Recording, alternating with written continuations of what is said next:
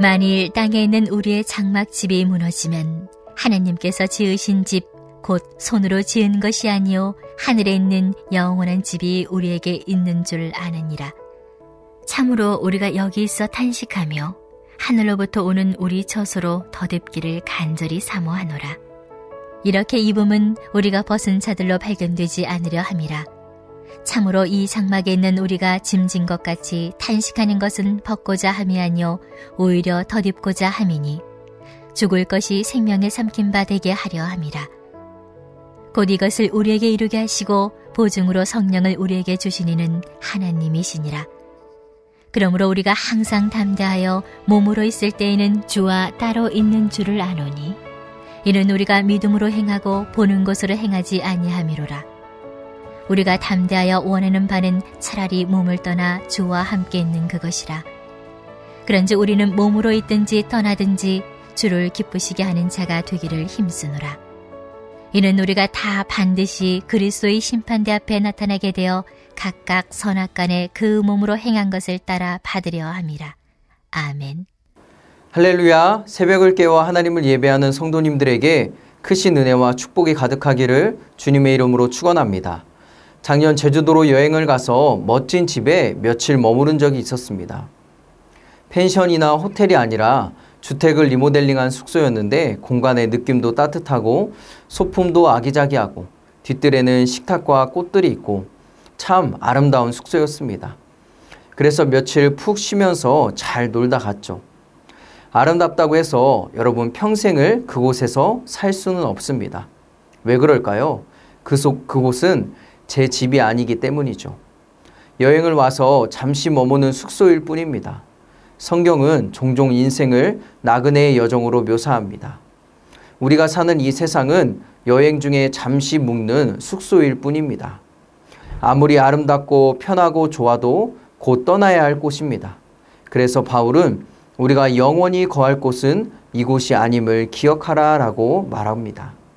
바울은 우리의 몸을 장막으로 묘사하지요. 1절에서 이렇게 말합니다.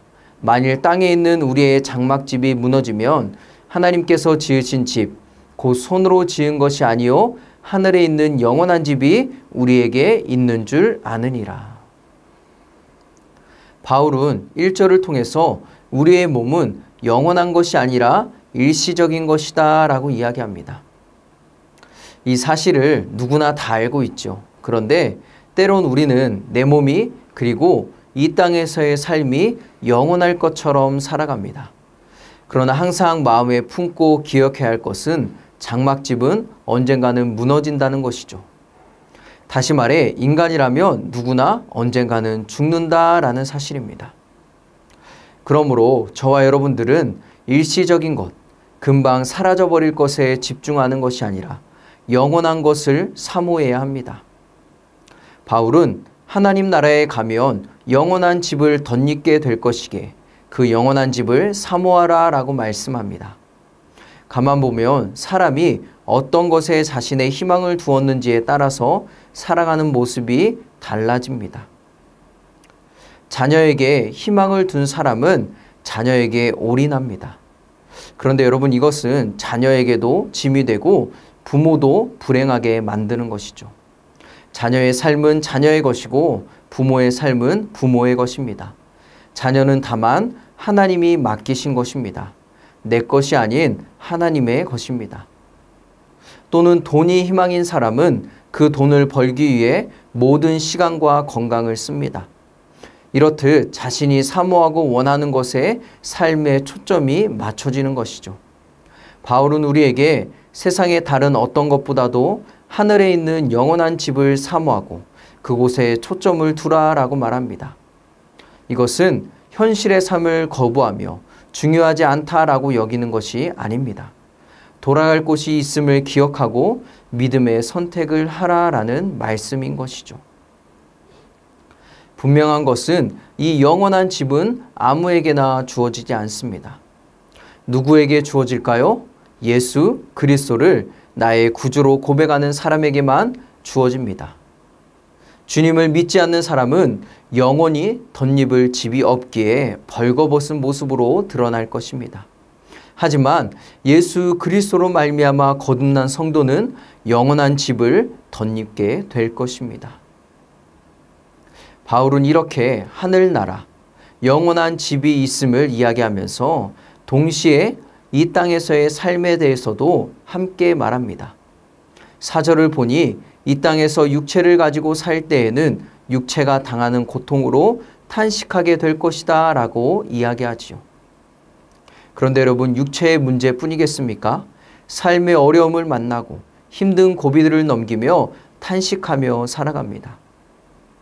하지만 우리가 주님 안에 있다면 영원한 집을 덧입는 것이기에 죽음이 생명에게 삼킨 바 되어 죽음에서 벗어나 영원한 생명을 입게 될 것입니다. 사랑하는 성도님들, 때로는 육체의 몸을 가지고 이 땅에서 살아갈 때 고통과 고난을 만나지만 그리스도 안에서 영원한 생명의 기쁨을 누리는 저와 여러분들이 되기를 간절히 기도합니다. 또한 장차 부활의 몸을 덧입고 영원한 생명을 누리는 영광스러운 삶을 사모하며 우리는 부활신앙을 가지고 있어야 합니다. 바울은 하나님이 부활의 보증으로 우리에게 성령을 주신다라고 이야기합니다. 우리 안에 계시는 성령님은 우리가 부활의 몸을 입을 수 있도록 우리를 준비시키시고 그리고 장차 우리 몸을 신령한 몸으로 변화시켜 주신다라는 것이죠. 그리고 성령님의 임재는 우리에게 부활을 확신하게 합니다. 그러므로 사랑하는 성도님들, 이 땅에서의 우리의 삶이 어떠해야 하겠습니까? 어떤 삶이어야 합니까? 성령님과 동행하며 그분의 인도하심에 순종하며 살아가야 합니다. 비록 이 땅에서의 삶이 고통이고 고난의 연속이라 할지라도 우리를 흔들리지 않는 부활신앙으로 이끄는 성령님을 붙잡아야 합니다. 그리고 그분이 가르치시는 대로, 인도하시는 대로 그렇게 성령의 열매를 맺으며 살아갈 때 비로소 우리는 유한한 세상에서, 영원하지 않는 세상에서 영혼을 누리며 살아가는 은혜를 맛볼 수 있는 것입니다. 이 은혜가 오늘 여러분들의 삶 가운데 가득하기를 간절히 소망합니다. 믿음으로 살아가는 성도는 몸을 떠나 주님과 함께 있기를 소망합니다. 바울은 부활의 소망을 가지고 이 땅에서 성령님과 동행하며 살라라고 이야기하면서도 몸을 떠나 주님과 함께 거하는 것을 더 원했습니다.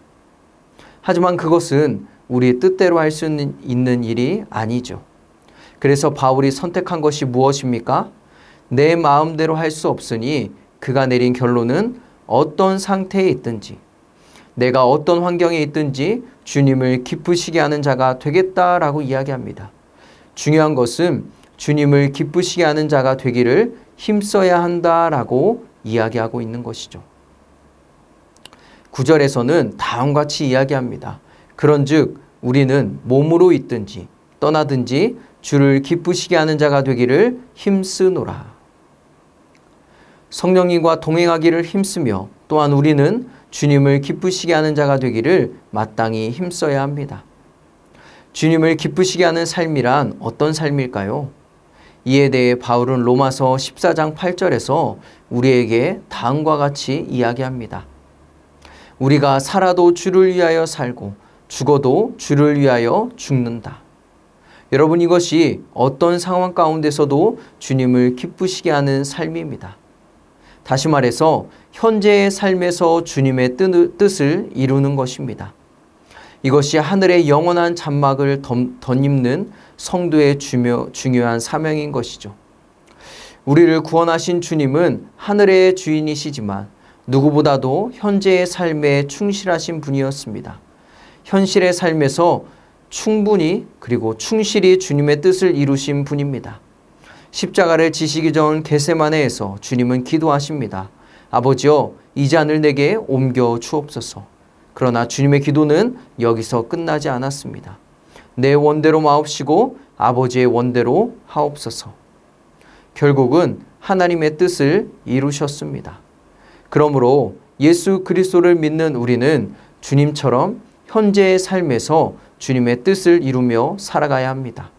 그것이 하늘의 미랄이 되어 썩어지는 것이라 할지라도 그것이 십자가에서 내 생각, 내 자아, 내 몸을 못 박는 어려움일지라도 주님이 뜻이라면 순종하여 뜻을 이루는 삶을 살아야 합니다.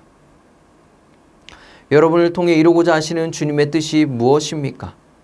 여러분들을 사용하셔서 가정, 교회 공동체, 직장, 삶의 자리에서 주님이 이루고자 하시는 것이 무엇입니까? 남편의 구원입니까? 사람들과의 관계에서의 낮아짐, 섬김입니까? 무엇이 되었든 그 뜻에 순종하여 주님을 기쁘시게 하는 오늘 하루가 되기를 축복합니다. 여러분, 이 땅에서 그렇게 살아야 되는 이유가 무엇일까요? 우리는 왜 주님을 기쁘시게 해야 합니까? 우리 모두는 그리스도의 심판대 앞에 설 것이기 때문입니다. 10절의 말씀입니다. 이는 우리가 다 반드시 그리스도의 심판대 앞에 나타나게 되어 각각 선악간에 그 몸으로 행한 것을 따라 받으려 함이라. 우리 모두는 그리스도의 심판대 앞에 설 것입니다. 물론 구원받은 성도들은 그리스도의 심판대 앞에서 정죄받는 것이 아니라 각자 받은 은사들을 신실하게 사용했는지 평가받을 것입니다. 이 심판에 대한 거룩한 두려움을 가지고 맡겨진 일에 충성하며 주님의 뜻을 이루기 위해 충성과 열심을 다하는 저와 여러분들이 되기를 기도합니다. 사랑하는 성도님들, 우리에게는 영원한 집이 있습니다. 돌아갈 곳이 있습니다.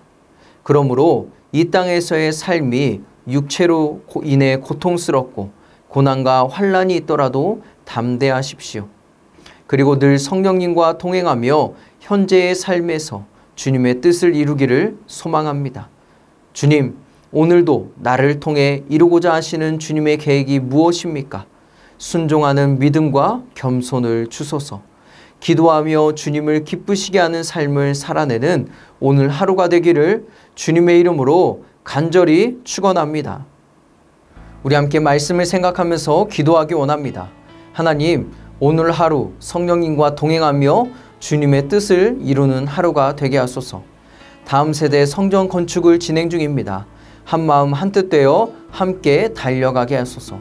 우리 주님의 이름 한번 부르고 함께 기도하도록 하겠습니다.